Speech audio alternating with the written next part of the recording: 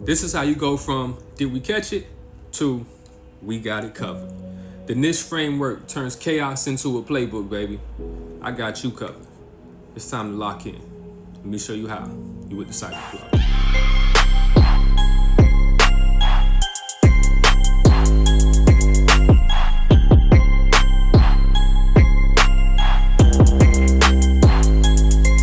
Alright, so let's dive in. If you ever heard of terms like identify, protect, detect, response, recover, truth is you already halfway there. Today we're going to do a deep dive on those core functions of the NIST framework and why it's important. So I'm going to focus on the 5 concepts here. So let's start with identifying. Bottom line is if we don't know what exists, we can't protect it. So when we talk about the cybersecurity life cycle and their functions, right? Number one, identifying is crucial, right? Because if you don't know what you're protecting, how can you protect it? So being able to identify those things, like what are the assets, is the whole point of the framework. Picture this. You got hundreds of computers, thousands of endpoints, eternal endpoints, people using their personal devices, servers, etc. Like, identifying is the key to everything because you have to know what you're protecting. It's crucial. So that takes us into the next phase, which is protection. When you think about protection, I want you to think about standards like MFA, least privilege, patching SLAs, hardening the environment, EDR on every endpoint. These are your speed bumps for attackers.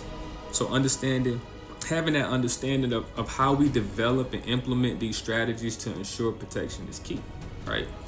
That could be certain policies, best practices, SLAs, but understanding that component and function is crucial. So you have to identify one, then you have to protect. That rolls us into the third phase, which is detection, okay?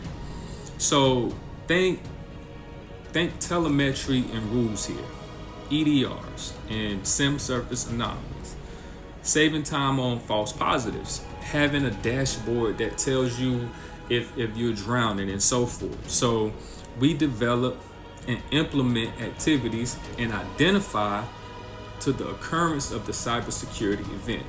So when we're working in something like CrowdStrike, right? When we're working in IBM or any tool for that matter, like we're detecting.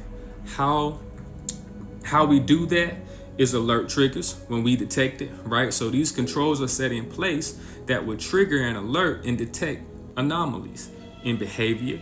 So again, when you're just talking about core functions, just understanding how this framework is actually applied in an organization, right? You have to identify the assets. You have to protect those assets. And then the detection component is a byproduct of the alarms and the protection that we have in place, right? So let's say, for example, protection could be every single, laptop or workstation that have a CrowdStrike sensor on it. And that's going to allow us to detect if there's an anomaly. Now, what happens when there's an anomaly, when there's a detection, we pivot to the fourth function, which is response. So this is where we develop and implement activities to take action regarding a cybersecurity event. So think about it like this: we respond to alerts that pop up all the time, and we follow a specific set of workflows and run books and steps that we're responding to. That's where we follow the playbook or run book or a process. For example, you got the CrowdStrike alert, the process table. You're gonna look at the command lines, parent-child relationships, command line arguments, things like isolating the host, doing your disposition notes, etc. So when we're doing threat hunts, for example, and we follow a particular set of phrases, right? Those approaches that we take ultimately build out the story that serves as the bones for how we respond. And last but not least, that takes us into the recovery. So when you're thinking about recovery and development and implementing activities to maintain resilience, basically. So in the event that there's a breach or a compromise or an attack, you want to think about what recovery steps process do we have in place? Like, can we spin up another office for redundancy? Or how about backing up big chunks of data? How about cleaning that data? Or getting the protocols and creating protocols for those type of situations for like a 0-day attack. What do you do in a 0-day attack?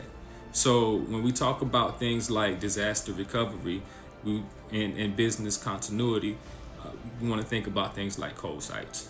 Like, for example, let's say there's an event where something's compromised, or you have an incident such as, I don't know, a ransomware attack. And let's say we had to pivot to another office where we can spin up servers and essentially have all of that data backed up. Being able to make that type of move in a very small amount of time is essential to business continuity. So that recovery aspect is very crucial in the event that something happens, right? So at the end of the day, people, as you can see, NIST is a pivotal framework. When you talk about security operations, more precise, it's a framework businesses can leverage as guardrails and as a guideline to maintain business continuity. I hope this helps. I really hope this helps everybody with their understanding of NIST, how it works, why we use it, and how we use it on the front lines every day. As always, hit that like, subscribe, stay plugged in, because this is where tech meets culture, baby. Until next time, it's the Cyber Plug signing off.